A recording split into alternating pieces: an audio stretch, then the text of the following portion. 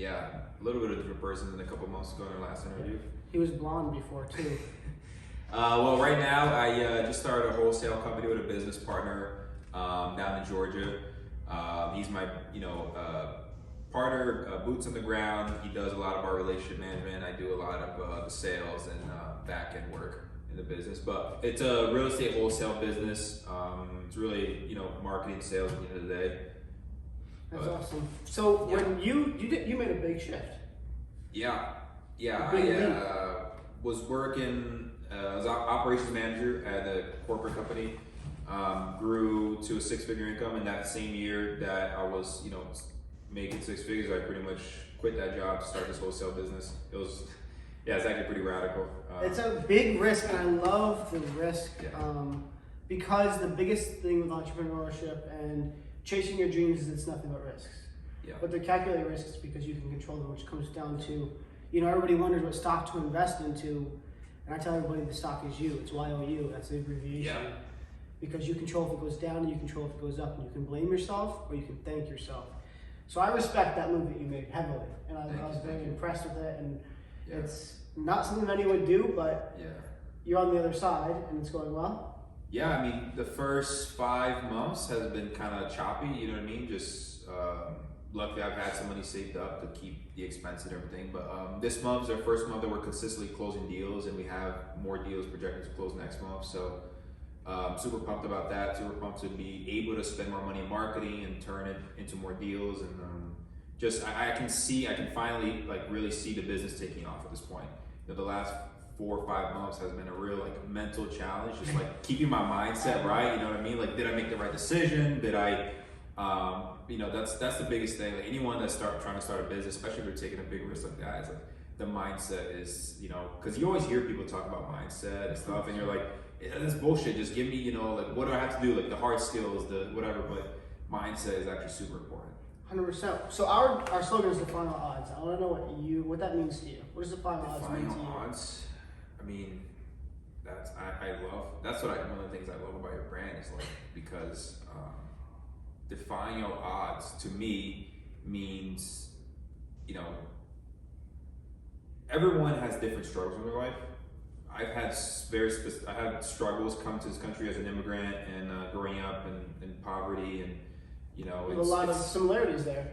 Right. Yeah. It's definitely wasn't easy, and then for me, defying all odds is coming out of that and being able to achieve such the things that I'm achieving today. You know what I mean? A lot of people. I just want to be able to inspire people to show them that it can happen. But yeah, defying all odds to me is just you defy the odds that the hand you were dealt with, kind of Yeah, don't let that. So what I learned from a peer was those situations, accept them, but don't let them define you, and don't let them. Yeah. Don't identify as that. Accept it and figure out how to move on and persist and overcome it. Yeah. I like that. I don't know if I realized that we're both immigrants that came from poverty, but Yeah, there you I feel go. more connected now. So with somebody who said just got out of high school, maybe in college, Yeah. taking a gap year, doesn't know what direction they want to go, how they're going to go, what they're going to go, what would your advice to them be? Get clarity on what you want. That's something that Brandon Gador has helped me a lot with, setting 10-year goals for professional, personal, and financial. What do you want? Really take some time. It's not easy to do. Definitely took me about 3 or 4 weeks to put mine together. But just if you can't do 10-year, do a 5-year. But do a 1-year, a 3-year, and a 5-year, or a 10-year if you could. Just your professional, personal, and financial goals. Once I got clarity in that, I stopped going from having shiny object syndrome and trying to do a bunch of different things. Because I was trying to trade stocks, trying to do Amazon FBA, trying to do this and that, just trying to any way to make money online or whatever it was, the get rich quick scheme. But once I clarified my long-term vision and what I really wanted, I was able to focus on what am I going to start with? What's my vehicle that's going to take me from point A to point B? And that's what I'm talking about at the A2B conference on April 15th. So super excited for that. If anybody wants to come, you should absolutely come. It's going to be an amazing event. It is.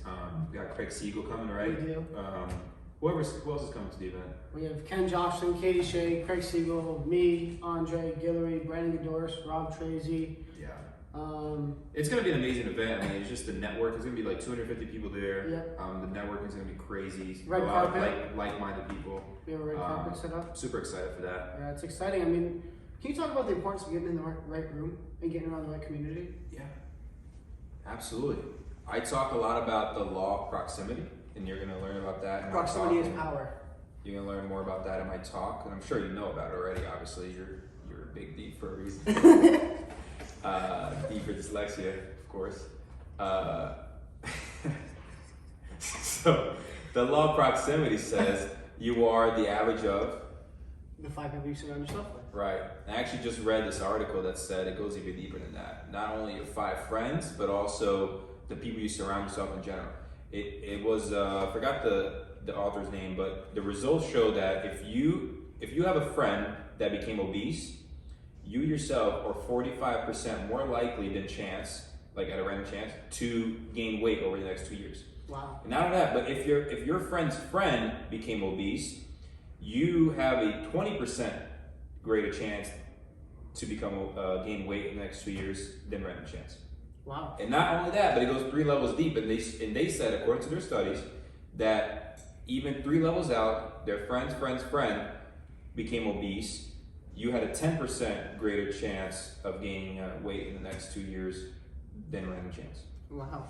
So that's the power of proximity and who you surround Yeah. yourself with. Being, when people say your network is your net worth, or Yeah. So show me your friends, I'll show you your future. when you ask, is it important to get in the right rooms? Absolutely, because if I never got in the right room and I met Brandon, he connected me, got me in the right rooms, and I met you, and I met all of these great connections that led me to where I'm at today, gave me clarity, gave me the confidence to be able to do what I do, the guidance, It's just super important to be able to connect with people that are a chapter ahead of you or a couple chapters ahead of you that you can ask questions and learn, and they can give you that confidence like, hey, do this, this, and this, and you're going to get what you want.